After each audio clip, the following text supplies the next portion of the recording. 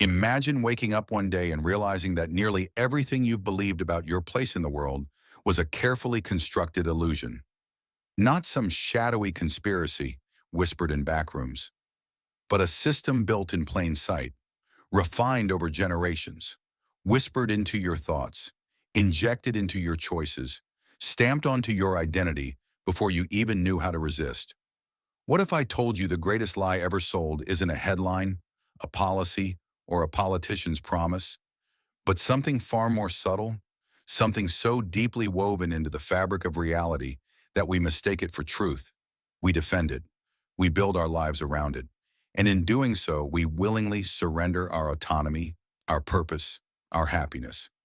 In this video, we're going to unravel that lie, not just expose it, dissect it, and more importantly, we'll uncover how society has quietly mastered the art of control, not just over our actions, but over our beliefs, our dreams, and the very way we see ourselves.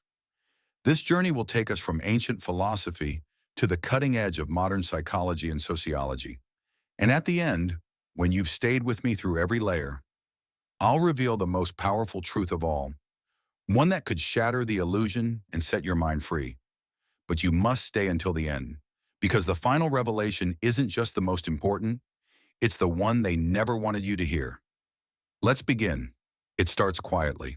You're born into a world already in motion. Before you can speak, you're surrounded by language, norms, expectations. You're told what's good, what's bad, what's acceptable, what's shameful. Your mind, soft, open, impressionable, begins to absorb it all. You don't question, you don't know how. By the time you reach school, the machinery is already running. You're taught to obey, to sit still, to follow instructions. You're rewarded not for curiosity, but for compliance. Praised when you conform, corrected when you stray. From grading systems to behavior charts, you're conditioned, subtly, consistently, to seek validation from authority. Psychologist B.F. Skinner proved how behavior could be shaped through reinforcement. Society didn't just observe, it adopted the method. Today, this isn't confined to labs. It's in classrooms, workplaces, your social media feed, the likes you chase, the trends you follow, the outrage you perform. They all feed the same cycle, external approval. But have you ever stopped to ask, who decides what's worthy of praise? This is where the lie begins to take shape. That your value is determined by how well you fit into the system. That your success is measured not by fulfillment, but by productivity. That your identity is defined by your job, your looks, your possessions. From billboards to textbooks, the message is everywhere. Be what we expect, and you will be rewarded. But what happens when you don't fit? When your inner voice whispers truths that contradict the narrative? Most people silence it. They fear rejection, ridicule, or worse, irrelevance. Philosopher Michel Foucault wrote extensively about social control, not through violence, but through normalization. Society doesn't need to chain you. It only needs to define what's normal. Once that standard is accepted, anyone outside it is labeled deviant, dangerous, broken. Have you ever felt like you're living someone else's life? Chasing goals you didn't choose? Passions buried under years of expectation? That discomfort, that quiet unease beneath your ribs, is your true self stirring. And here's where the deception deepens. Society tells you your dissatisfaction is your fault. That if you're unhappy, it's because you're not trying hard enough, not thinking positively enough, not grinding, hustling, manifesting. The system deflects responsibility, keeping you trapped in a cycle of self-blame. But let's pause. Let's step back and ask, who benefits from this? When you're insecure, corporations sell you products. When you're obedient, institutions maintain power. When you believe you're free but only act within the lines they've drawn, you become the perfect citizen, the ideal consumer, the manageable mind. Sociologist Eric Fromm once warned that modern freedom is often an illusion. In his book Escape from Freedom, he showed how people willingly trade real liberty for security, order, belonging. They submit, not because they're forced, but because they've been taught to see control as comfort. Does this resonate?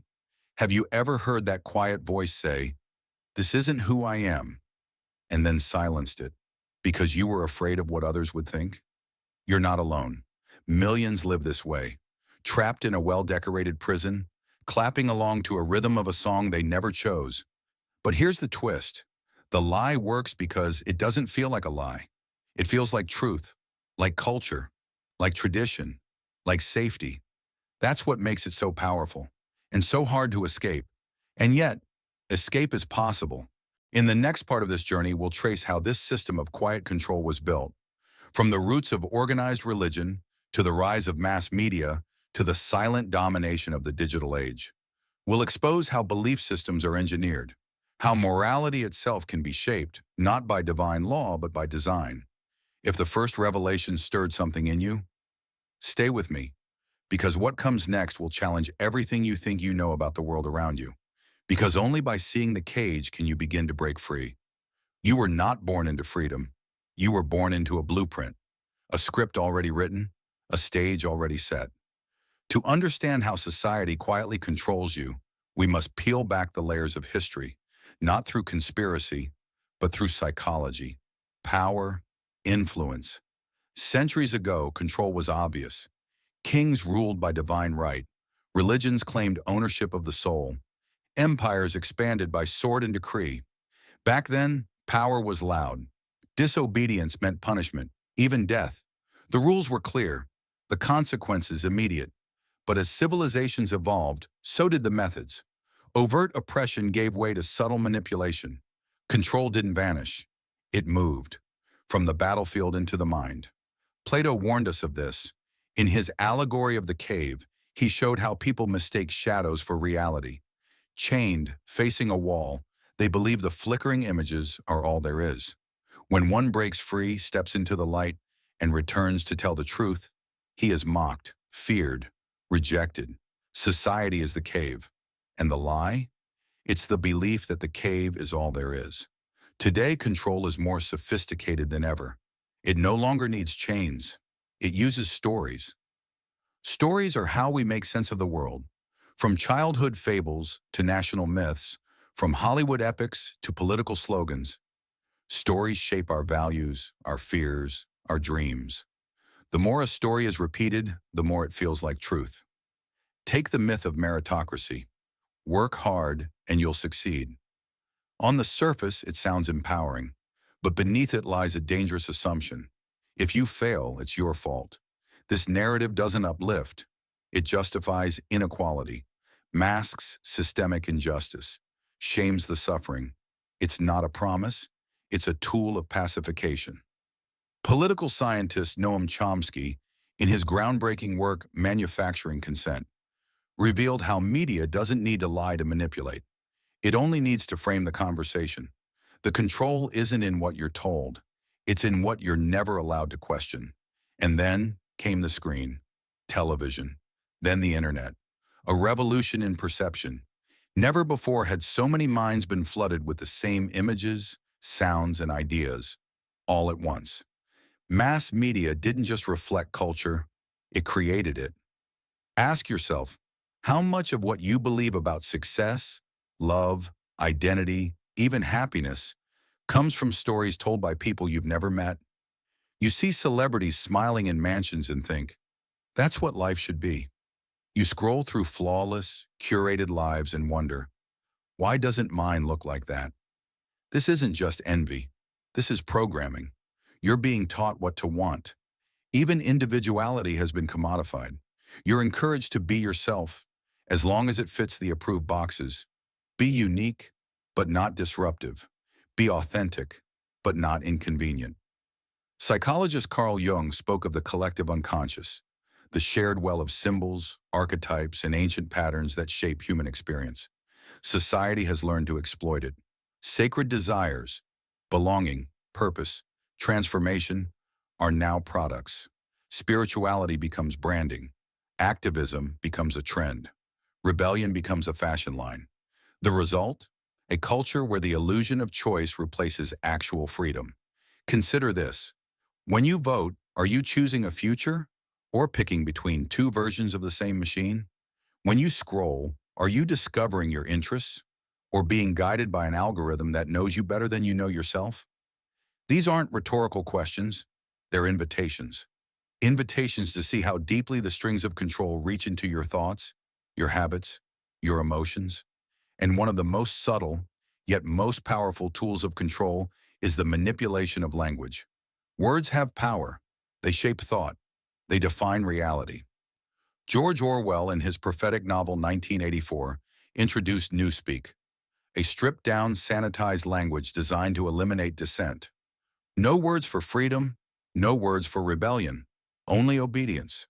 When language is narrowed, thought is narrowed. And when thought is narrowed, resistance becomes impossible. When you can't express rebellion, you can't even imagine it. Today we face a subtler version. We don't need brute force to silence dissent. We sanitize the language. Collateral damage instead of civilian death. Downsizing instead of mass layoffs. Influencer instead of advertiser. Words are softened, hollowed out, not to inform, but to protect power. And when people do push back, through protest, through art, through truth, they're labeled extremists, radicals, unstable. But here's the truth they don't want you to realize. You've always had the power to break free. The mind, once awakened, cannot be easily silenced. And that's why the final, most insidious layer of control is not external. It's internalized repression. After years of conditioning, you begin to police yourself. You dismiss your dreams before they even form. You silence your intuition before it speaks. You fear your own truth, not because someone commanded it, but because you've learned to command it of yourself. It is here, in the quiet space between truth and belief, that the lie thrives. So I ask you again, whose dreams are you chasing? Whose fears are you carrying? Whose approval are you dying to receive? Liberation doesn't begin by changing the world. It begins by questioning the world within you. And that's exactly where we're going next. In the upcoming segment, we'll dive into the machinery of self-censorship, identity conditioning, and the psychological traps that keep you docile, compliant, asleep. You'll learn how to recognize the subtle signs of internalized control, and more importantly, how to dismantle them. This is where theory meets transformation, where awareness becomes action. If you felt a stirring in your soul, a quiet rebellion rising, don't ignore it. It's not madness, it's memory. The memory of who you were before the world told you who to be. Stay with me, because what comes next isn't just empowering, it's the beginning of your freedom. You see, the most dangerous prison is the one you carry inside your own mind. It's not made of steel, it's made of silence, of second-guessing, of invisible rules you never agreed to. It's the subtle, invisible force that shapes your decisions, your relationships, your self-worth.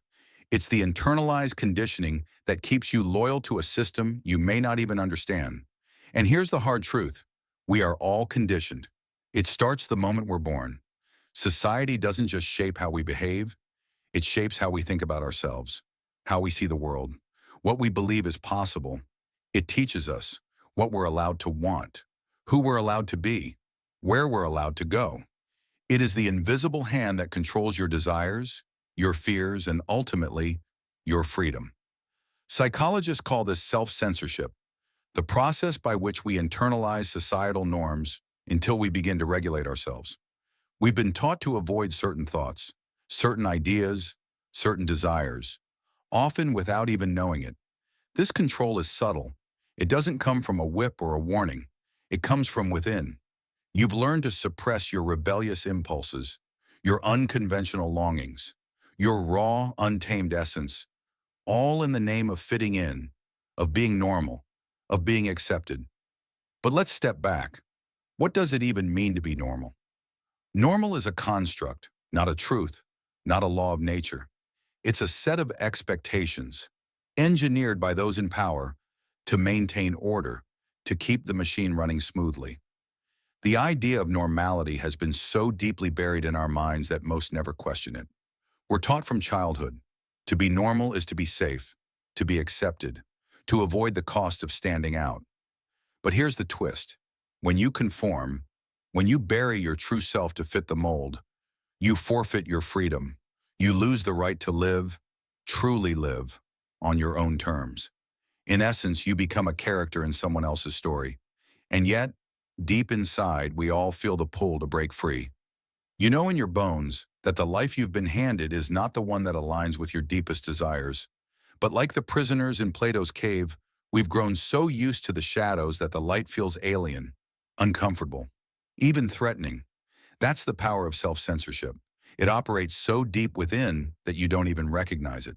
It's a veil over your consciousness, a filter that distorts your sense of self, of your potential.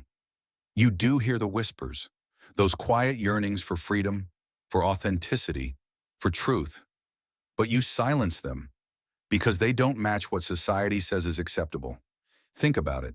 How often have you dismissed a dream because it was too risky, too impossible, too unconventional?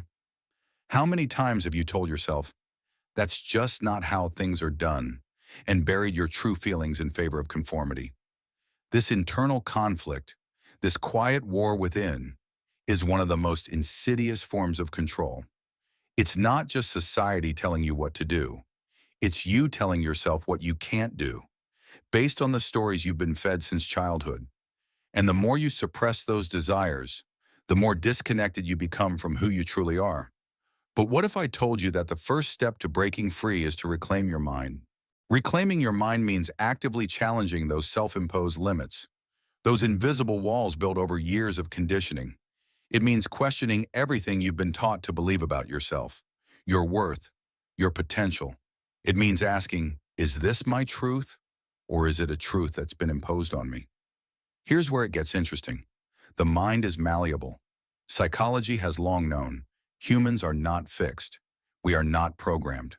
We have the power to change, to evolve, to break free. But this transformation doesn't happen passively. It demands conscious effort, courage, and the willingness to face the uncomfortable truths you've spent a lifetime avoiding. Let me give you a simple example. Imagine you've been taught your whole life that success equals wealth. Society bombards you. Be rich, be powerful, climb the ladder. So you work harder, sacrifice sleep, sacrifice time, sacrifice peace. You get the job, the house, the car, and yet, somewhere deep inside, there's a hollow ache. You have everything you were told would make you happy, but you still feel empty. Why? Because you've been conditioned to believe wealth is success, but you've never asked whether wealth is what truly fulfills you. The first step in reclaiming your mind is to stop, breathe, and ask, what do I really want? This isn't a rhetorical question. This is self-awareness in its purest form. It's about becoming conscious of the narratives you've internalized, from society, from family, from peers, and then deciding which of these still serve me, which are just chains disguised as advice. The truth is, society wants you to believe that happiness, success, fulfillment must be earned, that they're rewards for obedience, for grinding, for sacrificing your soul. But what if they're not rewards? What if they're your birthright? The great existentialist Jean-Paul Sartre once wrote, "Existence precedes essence." You are not born into a role. You are not pre-programmed. You exist first. And then you define yourself through your choices. You have the freedom to choose who you want to be, what you want to do, how you want to live. But to make those choices, you must first see the lies that have been sold to you. You must begin to question everything, every belief, every assumption, every truth you've never dared to challenge. In the next segment, we'll dive into how society sustains this system through the manipulation of desire, fear, and identity. I'll show you how these forces work together to keep you in a perpetual state of longing, always chasing, never arriving, always wanting, never satisfied. Stay with me. We're only beginning to peel back the layers, and the most powerful truths are yet to come. As we go deeper, you might be starting to see the full picture. The control society exerts over you is not just external. It's deeply internalized. It's a self-sustaining system, designed to perpetuate itself, one that keeps you in a constant state of yearning, always reaching, never fulfilled. In this final segment, we'll expose how desire, fear, and identity work in perfect harmony to keep you trapped in the cycle. This is the final piece of the puzzle, the key that will unlock your understanding of the invisible forces that have shaped your life and the world around you. Let's begin with desire. From the moment you're born, you are taught what to want. Society doesn't just tell you what you should have, it tells you how you should feel about what you have. Your desires are not purely your own. They are carefully crafted, engineered, by those who understand the deepest levers of human psychology. Think about it. How much of what you desire, the latest phone, the perfect body, the life you think you should have, comes not from within you, but from outside? Advertisements, social media, influencers, even the people closest to you. Everyone is selling you an image, an idea of what you should want, what you should be, what you should become. The truth is this: desire is a tool of control. When you're constantly chasing something out there, you're never at peace. You're always reaching for the next thing, the next milestone, the next possession, convinced that this time, once you get it, you'll finally be happy. But it's a lie. True fulfillment doesn't come from what you have. It comes from who you are. And that brings us to fear. Fear is the silent enforcer, the shadow that walks beside you, the whisper that says, don't speak up, don't stand out, don't risk it. Fear keeps you obedient. Fear keeps you small. Fear keeps you inside the lines that were drawn long before you arrived. Think about all the times you've swallowed your truth because you feared judgment. All the dreams you've abandoned because you feared failure, feared rejection, feared the unknown. These aren't just emotions. They are weapons, carefully placed, systematically reinforced, used to keep you in line. But here's the truth they never told you. Fear is not who you are. It's not natural. It's not inevitable. Fear is a construct, cultivated, conditioned, planted inside you, not to protect you, but to control you. It's the mechanism that ensures you never step too far from the path they design. And finally, identity. Who are you, really? Are you the person society told you to be? The sum of the roles you've played? Student, employee, parent, citizen? Or are you something deeper, something more real than the labels they've given you? Society has taught you that your worth is tied to your function, to your job, your income, your achievements. But true identity cannot be measured by external things. Your identity is not what you do. It's who you are when no one is watching, when the roles are stripped away, when the noise fades. And here's the lie. They want you to believe your identity is fixed, defined by your past, by your job, by your relationships, by your successes and failures.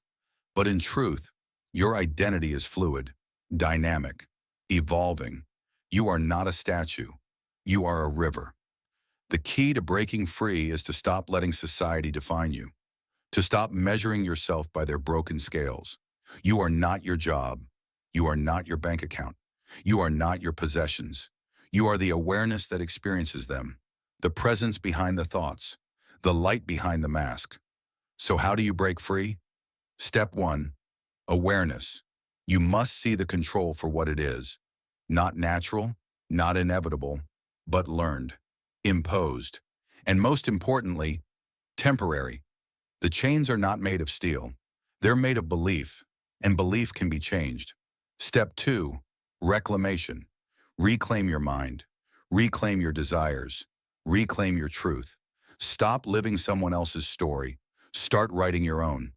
This means embracing discomfort, standing in your truth, even when it shakes, even when they laugh, even when you're afraid. It means letting go of the hunger for approval, for permission, for validation. You were never meant to beg for your freedom. You were meant to claim it. Step 3, action. The courage to live your truth, to choose a life that is authentically yours, not one shaped by fear, not one molded by expectation, but one born from your deepest values, your quiet knowing, your vision of what life could be.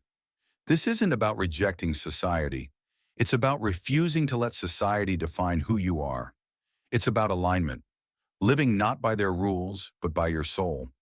You have the power to break free from the greatest lie ever sold. You have the power to live authentically, to reclaim your freedom, to rewrite your story. The world has told you, conform, obey, fit in. But the truth is, you are not a product of the system. You are the creator of your reality. The choice is yours. Are you ready to step into your power? Are you ready to break free from the lies and live a life that is truly your own? It all begins with one realization. The greatest lie ever sold is the one you've been telling yourself, that you are limited, that you are small, that you must shrink to be loved. But the truth, you are limitless. And the moment you truly realize that, not just think it, not just say it, but feel it in your bones, you will be free. Thank you for walking this path with me. The journey ahead is yours. It begins the moment you choose to see beyond the veil.